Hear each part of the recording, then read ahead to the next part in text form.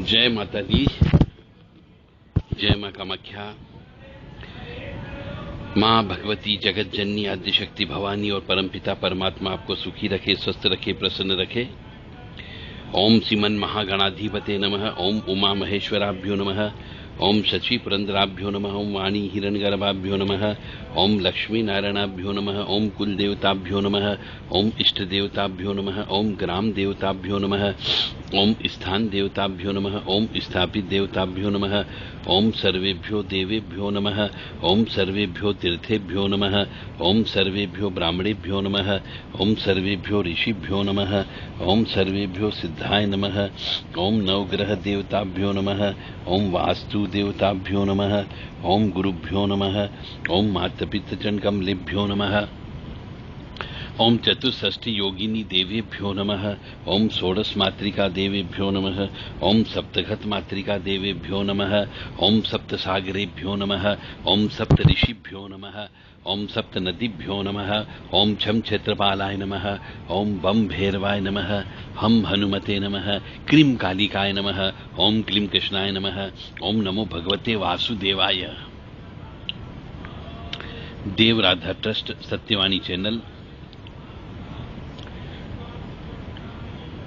जैसे जैसे कलयुग बढ़ रहा है वैसे वैसे मनुष्य साधना में बढ़ता जा रहा है, पाप कर्म भी कर रहा है और कह रहा मुझे भगवान भी चाहिए।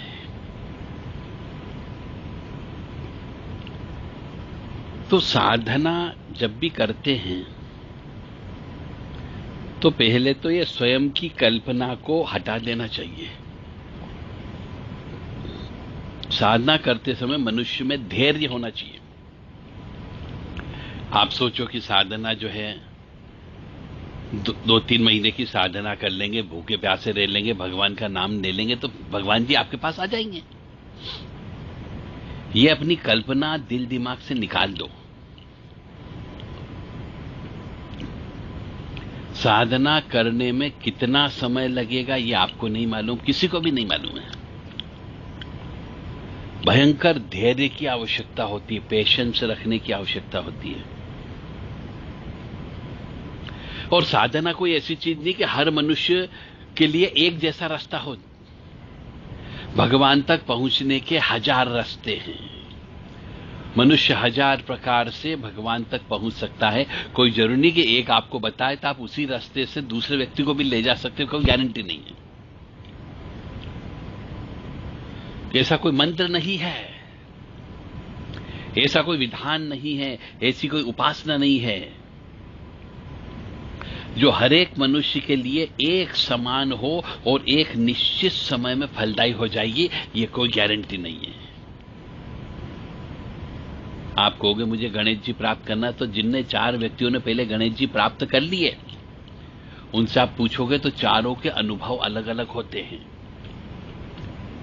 कोई देवी जी चाहता है, कोई काली जी चाहता है, कोई दुर्गा जी चाहता है। तो जिनने उनको प्राप्त कर लिया उनसे यदि मिला जाए, उनके सानिध्य में रहा जाए तो सबके अनुभव अलग अलग निकलते हैं। मंत्र भी अलग अलग होते हैं, विधान भी अलग अलग होता है, उपासना पद्धति भी अलग अलग होती है और कई समय भी अलग अलग होता है और फल भी अलग प्राप्त होता है। तो साधना में कोई ऐसा मंत्र नहीं है, कोई विधान नहीं है, कोई उपासना नहीं है कि हर मनुष्य के लिए एक जैसा मंत्र हो, एक जैसी साधना हो, एक जैसी क्रिया हो और एक जैसी शक्ति प्राप्त हो जाए। ये कोई गारंटी नहीं है और कब फलित होगी ये भी कोई गारंटी नहीं होती है। क्योंकि हर मनुष्य की, हर जीव की कई जन्मों की यात्रा की कमाई पर निर्भर करता है कि आपकी वह साधना कब सफल होगी। मतलब पिछले जन्म में आप पापी मनुष्य थे या नहीं थे, आपके बड़े बुजुर्ग कितने पुण्यवान थे, आपके पितृ लोगों ने कितना पुण्य किया है या नहीं किया है, आप किस कुल में उत्पन्न हुए हो, इन सब का ध्यान रखना पड़ता है।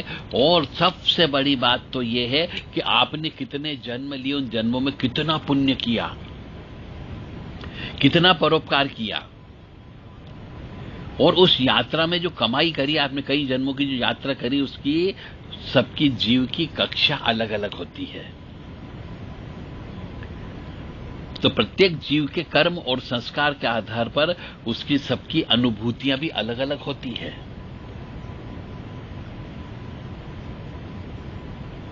और जो साधना में सिद्धि मिलने का समय है वो भी अलग अलग होता है। इसीलिए सद्गुरु के संपर्क में रहने से समय समय पर योग्य मार्गदर्शन मिलता रहता है। करना आपको ही पड़ेगा, करना साधक को ही पड़ेगा। कोई योग्य गुरु या मार्गदर्शक आपको अपनी साधना नहीं दे देगा, और देगा तो टेम्परेरी देगा, आपको कुछ समय के लिए वापिस अपने पास ले लेगा, परंतु कमाना वास्तव में आपको ही पड़ेगा।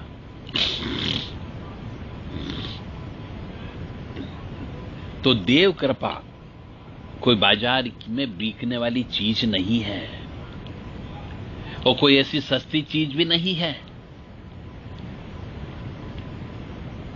कभी कभी देव कृपा एक दिन में भी मिल जाती है, और कई बार तो हजारों सालों लग जाते, तब भी देव कृपा प्राप्त नहीं होती है। तो धैर्य चाहिए, विश्वास चाहिए, और उसमें भी अडिग हो बिल्कुल कि जो होगा देखा जाएगा।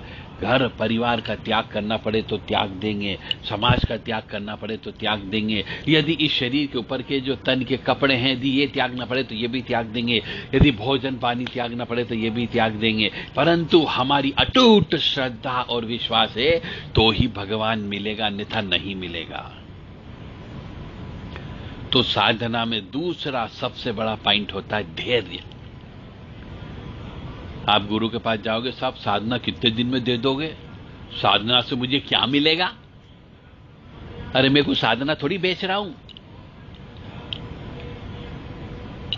हम साधना नहीं बेचते, हम तो सिर्फ साधना करवाने का तरीका आपको बताएंगे, आपको वह विद्या बता देंगे, वो मेथड बता देंगे, वो पद्धति बता देंगे, तरीका बता देंगे कि आप साधना कैसे करोगे। करना आप लोगों को है। हम तो केवल एक शिक्षक कह लीजिए, एक डायरेक्टर कह लीजिए, हम कोई गुरु नहीं है। हां, ज्ञान जरूर सही देंगे कि आप उस ईश्वर तक पहुंच सको। अब आपको शायद समझ में आ गया होगा कि साधना आपकी पिछले कई जन्म जन्मों की पुण्य के कर्म के फलस्वरूप साधना में सिद्धि मिलती है। जब तक आपके पिछले कई जन्म जन्मों के पाप कर्मों का क्षय नहीं होगा, आपको ईश्वर की प्राप्ति नहीं हो सकती। इसलिए आपको पूर्ण धैर्य रखना होगा। गुरु कभी गारंटी नहीं ले सकता कि तेरे को इतने दिन में मैं दिला दूंगा, और जो गुरु ऐसा बोलता हो वो झूठ बोलता है। गुरु के पास भी, खुद के पास भी यह ज्ञान नहीं होता है कि वह किस शिष्य को कितने दिन के अंदर सिद्ध दिला देगा। आप गुरु से यह आशा रखते हो कि हमने गुरु महाराज से मंत्र ले लिया तो सिद्धि हमारे साथ आ गई, ऐसा बिल्कुल नहीं होता है। तो जितने भी साधक मनुष्य हैं, मेरा उन सबसे विनम्र निवेदन है कि अपने दिमाग की बत्तियों को जलाओ। अपने दिमाग के अंदर बहुत सारा भूसा जो भरा हुआ है गुरु के प्रति, वो भूसे को निकालो। वास्तव में गुरु केवल पढ़ाता है, ठोक ठोक के पढ़ा सकता है कि आगे आप जाकर के सफल हो जाओ, पर पढ़ना आपको पड़ेगा। गुरु केवल पढ़ा सकता है, गुरु आपके दिल दिमाग में बुद्धि को चिपका नहीं सकता।